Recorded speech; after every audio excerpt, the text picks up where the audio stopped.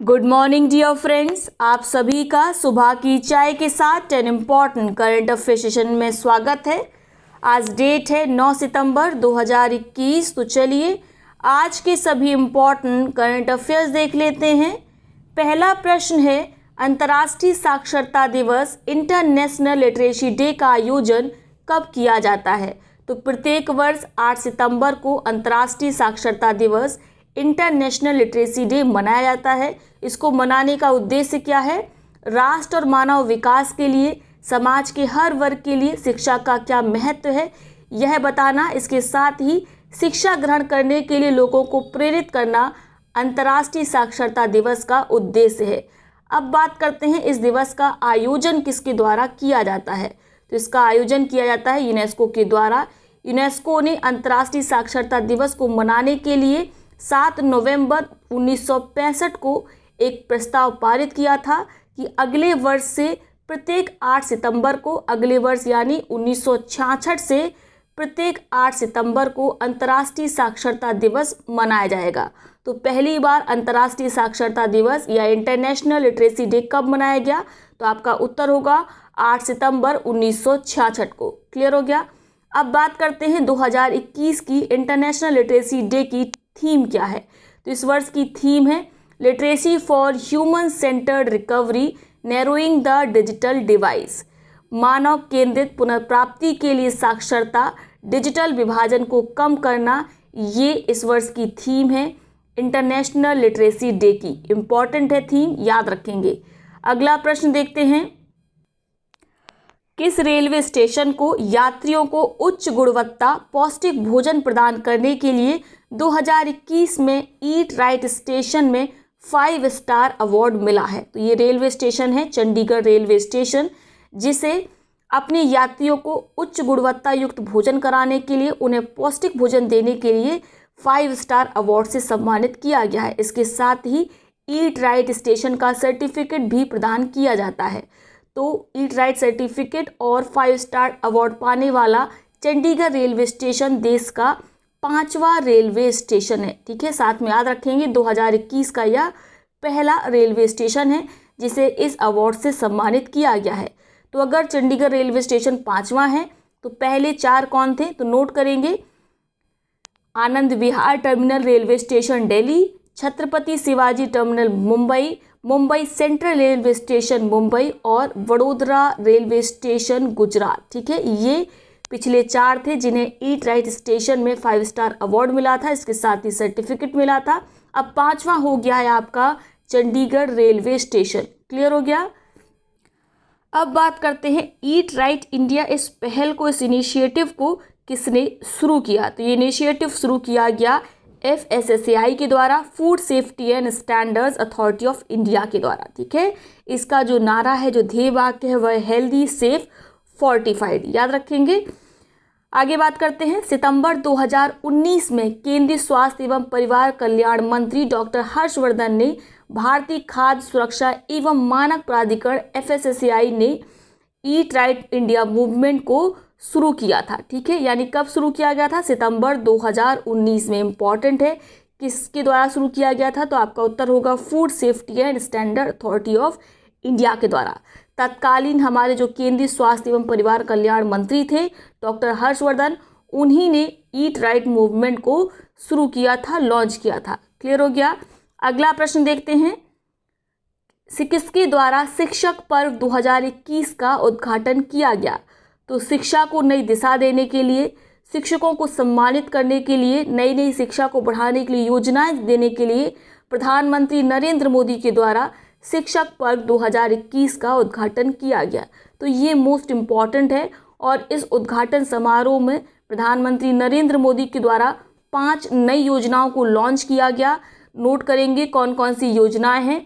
भारतीय सांकेतिक भाषा कोष, टॉकिंग बुक्स, CBSE का school quality assurance and assessment framework, ये तीसरी योजना है। शिक्षक प्रशिक्षण कार्यक्रम निष्ठा 3.0, ये चौथी योजना है। और विद्यांजलि पोर्टल, ये 5वीं योजना है। इन 5 योजनाओं के बारे में अगर आपको विस्तार से जानकारी चाहिए तो आप टेलीग्राम चैनल ज्वाइन करेंगे। इस प्रत्येक योजना के बारे में सफिशिएंट जानकारी आपको वहीं पर उपलब्ध कराई जाएगी।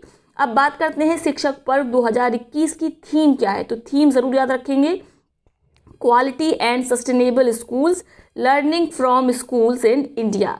Quality and sustainable schools learning from school in India, ये शिक्षक पर्व 2021 की थीम है, जिसका उद्घाटन प्रधानमंत्री नरेंद्र मोदी के द्वारा किया गया। क्लियर हो गया। अगला प्रश्न है, किसको एड एशिया 2021 में Asian federation of advertising association hall of fame में शामिल किया गया है। तो ये इंपॉर्टेंट है, हॉल ऑफ फेम में शामिल किया गया है रमेश नारायण को। ठीक है, एड एशिया आईडीए की एक ग्लोबल एसोसिएशन है, जो कि सबसे अच्छे जो एडवर्टाइजिंग करने वाले उद्यमी होते हैं, एंटरप्रेन्योर होते हैं, उन्हें अपने हॉल ऑफ फेम में शामिल करके उन्हें सम्मानित करते हैं। तो इन्हीं में शामिल होने वाले भारतीय हैं रमेश नारायण। इनका नाम याद रखेंगे। Asian federation of advertising association के हॉल ऑफ फेम में इन्हें शामिल किया गया है। दूसरा प्रश्न है, किसको 7वें Yamin Hazarika women of substance award से सम्मानित किया गया है। तो ये अवार्ड महिलाओं के ही ग्रुप के द्वारा महिलाओं को ही प्रदान किया जाता है। किन महिलाओं के ग्रुप के द्वारा? उद्यमी महिलाओं के। ठीक है, और इसमें सम्मानित किया गया है 7वें Yamin Hazarika women of substance award से। तो किनको? नमिता गोखले को। इम्पॉर्टेंट है, इनका नाम याद रखेंगे। अगला प्रश्न है, राष्ट्रपति रामनाथ कोविंद ने शिक्षण के नए तरीके विकसित करने में योगदान देने के लिए देश भर से कितने शिक्षकों को राष्ट्रीय शिक्षक पुरस्कार से सम्मानित किया है। तो राष्ट्रीय शिक्षक पुरस्कार से कितने शिक्षकों को सम्मानित किया गया, यह प्रश्न में पूछा गया है। साथ में याद रखेंगे, राष्ट्रीय शिक्षक पुरस्कार से किसके द्वारा सम्मानित किया जाता है? तो राष्ट्रपति के द्वारा सम्मानित किया जाता है। वर्तमान में हमारे राष्ट्रपति रामनाथ कोविंद जी हैं, इसीलिए इन्हीं के द्वारा राष्ट्रीय शिक्षक पुरस्कार से विभिन्न शिक्षकों को सम्मानित किया गया। इनकी संख्या कितनी है? 44 है, याद रखेंगे। ठीक है, इस प्रकार के प्रश्न एग्जाम में पूछे जाते हैं। पूछा जाता है कि बाल वीरता पुरस्कार से कितने बच्चों को सम्मानित किया गया, कितने शिक्षकों को राष्ट्रीय शिक्षक पुरस्कार से सम्मानित किया गया। तो इन नंबर्स को आपको याद रखना है। अगला प्रश्न है, किसके द्वारा भारतीय नौसेना के विमानन विंग को प्रतिष्ठित प्रेसिडेंट कलर्स अवार्ड से सम्मानित किया गया है। तो प्रत्येक वर्ष प्रेसिडेंट कलर अवार्ड्स भारतीय सेना को प्रदान किया जाता है, अलग अलग विंग को प्रदान किया जाता है। और किसके द्वारा दिया जाता है? हमेशा ही दिया जाता है राष्ट्रपति के द्वारा।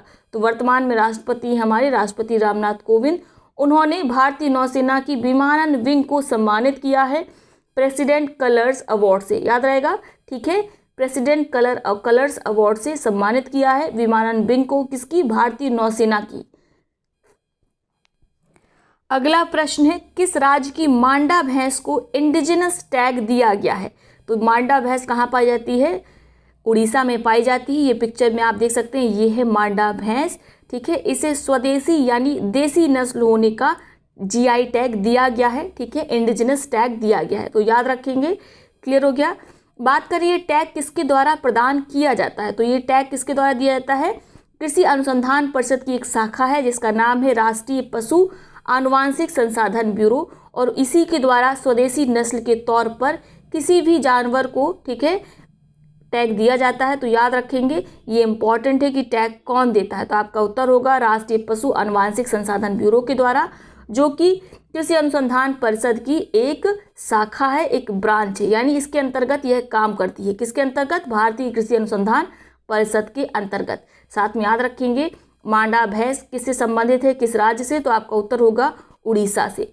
अगला प्रश्न है, कौन सा देश कोविड-19 के खिलाफ बच्चों को जो कि 2 साल से अधिक है उनके टीकाकरण करने वाला दुनिया का पहला देश बन गया है। तो देखिए, विश्व के विभिन्न देशों ने बच्चों का टीकाकरण प्रारंभ कर दिया है, लेकिन वे सभी बच्चे 12 साल के ऊपर है। जैसे भारत में भी 12 साल के ऊपर के बच्चों का टीकाकरण प्रारंभ कर दिया है, लेकिन 2 से 11 वर्ष के बीच के बच्चों का वैक्सीनेशन किसी भी देश ने अभी तक प्रारंभ नहीं किया था।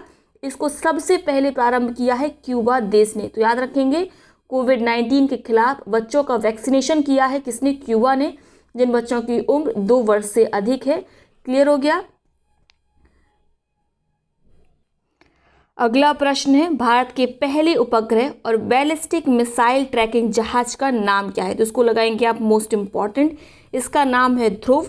ठीक है, ये क्या है? यह भारत का पहला उपग्रह और बैलिस्टिक मिसाइल ट्रैकिंग जहाज है।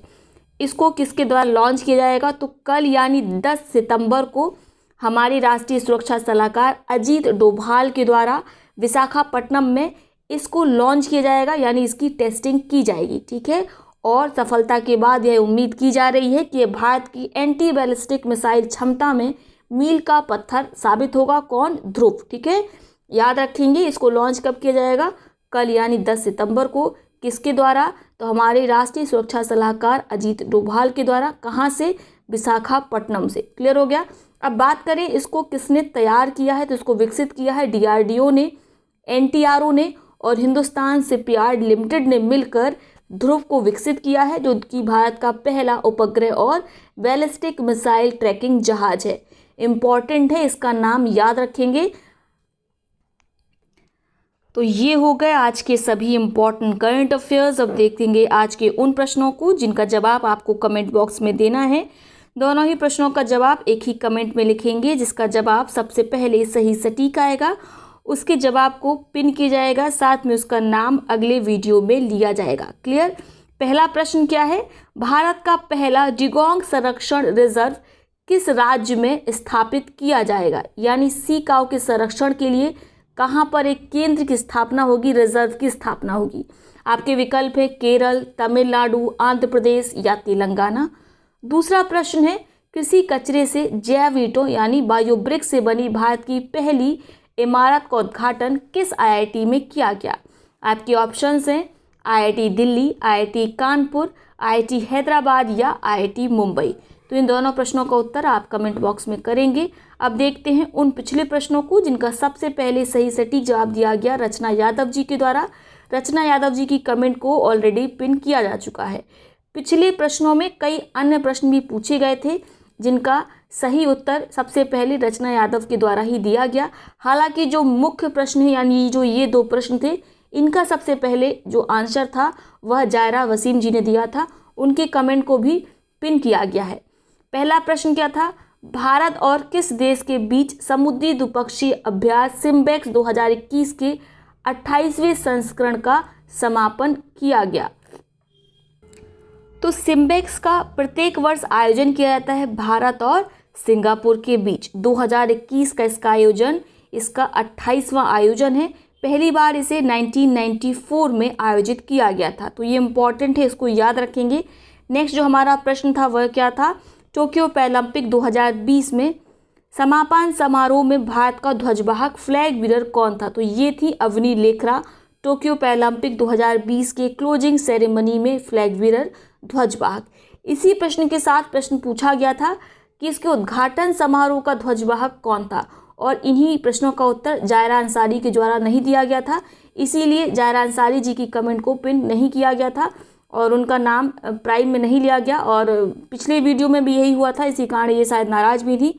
इन्होंने कमेंट भी किया था कि मैम आप हमारा नाम नहीं लेती हैं, किसी और का नाम ले लेती हैं। लेकिन एक्चुअली नाम उनका लिया जाता है जो सभी पूछे गए प्रश्नों का जवाब एक साथ देते हैं। यानी जो 2 मुख्य सवाल पूछे जाते हैं उनका तो उत्तर देते ही हैं, साथ में और अन्य प्रश्न पूछे जाते हैं उनका भी उत्तर करेगा। उन्हीं के कमेंट को पिन किया जाएगा, साथ में उन्हीं का नाम लिया जाएगा। तो सभी प्रश्नों का सही सटीक जवाब रचना यादव जी के द्वारा ही दिया गया था। फिलहाल बात करते हैं कि टोक्यो पैरालंपिक 2020 के उद्घाटन समारोह का ध्वजवाहक कौन था? तो ये थे टेकचंद। ठीक है, टेकचंद उद्घाटन समारोह के ध्वजवाहक थे। लेकिन इनके पहले ध्वजवाहक कौन थे? तो आप जानते हैं मरियप्पन थांगवेलु थे। लेकिन चूंकि वो टोक्यो उड़ान के दौरान कोविड-19 संक्रमित व्यक्ति के संपर्क में आ गए थे, इसी कारण मरियप्पन थांगवेलु की जगह अंतिम समय में टेकचंद को उद्घाटन समारोह का ध्वजवाहक बनाया गया था। क्लियर हो गया? तो यही आज के सभी प्रश्न हैं। आई होप सेशन आपको पसंद आया होगा। वीडियो को लाइक करें, साथ ही अपने मित्रों से पार्टियों के साथ इसे शेयर अवश्य करें।